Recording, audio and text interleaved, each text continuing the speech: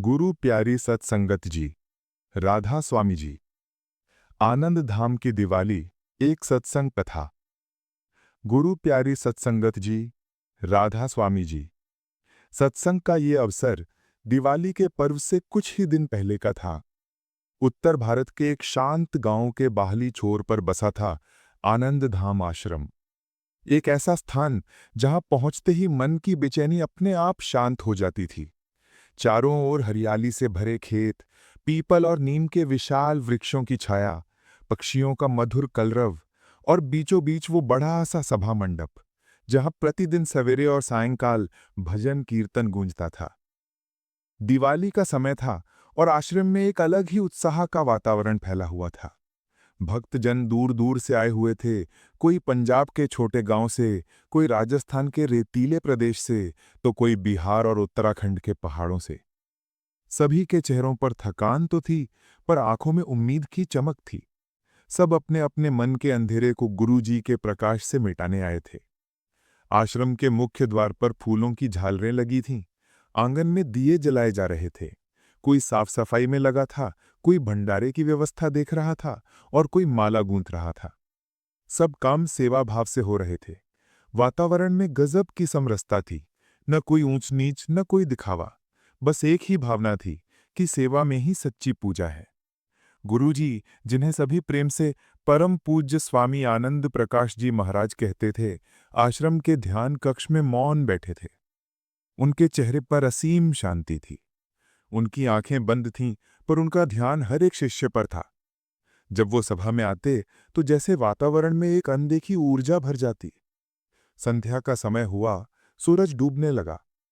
आश्रम के हर कोने में दिए जल उठे। मंद पवन में उनकी लौ हल्के हल्के झिलमिला रही थी।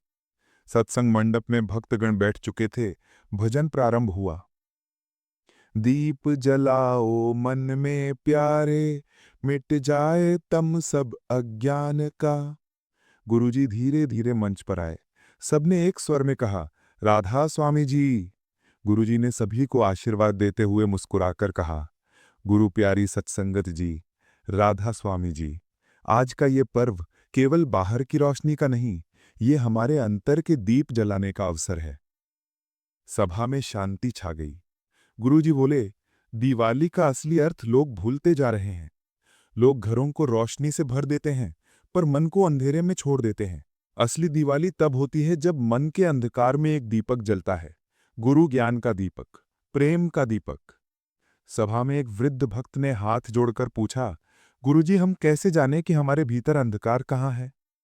गुरुजी मुस्कुराए, बेटा, जब मन में द्वेष है, ईर्ष्या है, स्वार्थ है, तब समझो कि अंधकार है। और जब प्रेम है, क्षमा है, सेवा है, तब समझो कि दीपक जल गया है। ये कहते हुए उन्होंने एक प्रसंग सुनाया। एक बार एक शिष्य ने मुझसे पूछा, गुरुजी, मैं रोज दिया जलाता हूँ, पूजा करता हूँ, फिर भी शांति नहीं मिलती। मैंने उससे कहा, बेटा, तुमने दिया बाहर जलाया है, भीतर नहीं। भीतर का दिया जलाना कठिन है, क्योंकि वहां तेल आत्मज्ञान का चाहिए और बाती विनम्रता की। सभा में सभी भक्तों के हृदय को ये बात छू गई। कोई आंसू पोंछ रहा था, कोई मन ही मन कुछ सोच रहा था। गुरुजी ने आगे कहा, दिवाली केवल एक दिन का पर्व नहीं है, ये तो जीवन का प्रतीक है। जब श्री राम 14 वर्ष के वनवास के बाद अयोध्या लौटे, तब नगरवासियों ने दीप जलाए। वो दीप केवल राम के स्वागत के नहीं थे, वे सत्य, धर्म और प्रेम की विजय के प्रतीक थे। इसी प्रकार जब हमारे जीवन से काम, क्रोध, लोभ, मोह जैसे रावण नष्ट होते हैं, तभी सच्ची दिवाली होती है। सभा में बैठे एक युवक अर्जुन, जो पहली बार आश्रम आया था, चुपचाप सुन रहा था। वो शहर के जीवन से थका हुआ, निराश और अकेला था। उसने अपने भीतर बहुत अंधकार महसूस किया था। गुरुजी के वचनों ने उसके हृदय में कुछ बदल दिया। सत्संग के बाद वो गुरुजी के चरणों में जाकर बोला, गुरुदेव, क्या मैं अपने जीवन की दिवाली मना सकता हूँ?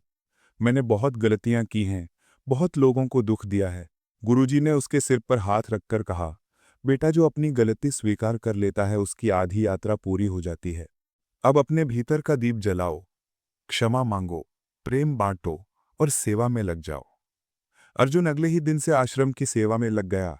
वो झाड़ू लगाता, रसोई में मदद करता और रात को ध्यान में बैठता। धीरे धीरे उसका चेहरा खिलने लगा। दिवाली की रात आई, पूरा आश्रम हजारों दियों से जगमगा रहा था। भक्ति संगीत गूंज रहा था। गुरुजी मंच पर आए और बोले, गुरु प्यारी सत्संगत जी, आज बाहर दीप जल रहे हैं, पर सच्ची दिवाली तब होगी जब हर हृदय में प्रेम का दीप जलेगा। कोई गरीब भूखा न सोए, कोई दिल अकेला न रहे, कोई मन क्रोध से भरा न हो। यही हमारी दिवाली है। इसके बाद उन्होंने सभी को एक छोटी सी सेवा दी। हर भक्त को कहा गया कि वो उस रात किसी अजनबी के घर जाकर एक दीपक जलाए और एक मिठाई बांटे।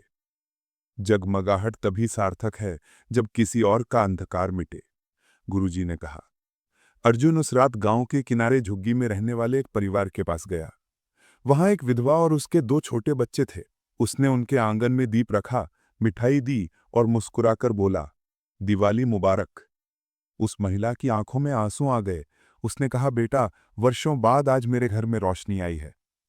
अर्जुन का मन भीग गया। वो लौटकर गुरुजी के चरणों में गिर पड़ा और बोला, गुरुदेव, अब समझा, सच्ची दिवाली बाहर नहीं, भीतर होती है। गुरुजी ने मुस्कुराकर कहा, हाँ बेटा, जब कोई हृदय करुणा से भरता है, वहीं दिया जलता है।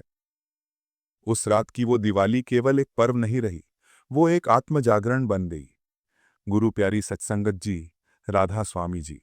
इस प्रकार आनंद धाम की दिवाली केवल एक पर्व नहीं रही, वो एक आत्म जागरण बन गई। गुरु प्यारी सत्संगत जी, राधा स्वामी जी। धन्यवाद।